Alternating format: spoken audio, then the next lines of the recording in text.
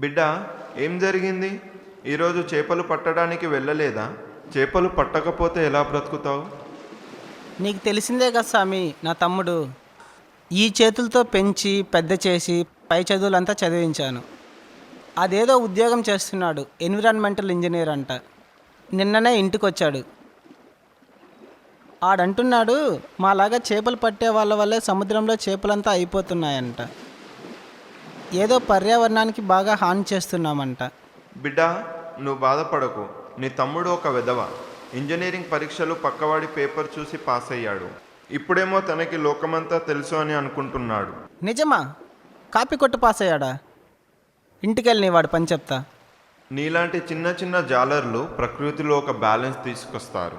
సమస్యలు క్రియేట్ చేస్తుంది పెద్ద పెద్ద ఫిషింగ్ కార్పొరేషన్. అవసరానికి మించి చేపలు పడుతున్నారు. ఒక పద్ధతిలో చేస్తే ఎలాంటి ప్రాబ్లం లేదు, కానీ ఈ కార్పొరేషన్స్ చేసేది నిలువు దోపిడీ. నిజమా? అయితే నేను వెళ్ళి చేపలు పట్టుకోవచ్చా? అవును మరి, కానీ ఎప్పటికీ మరవకు. Reduce, reuse, recycle.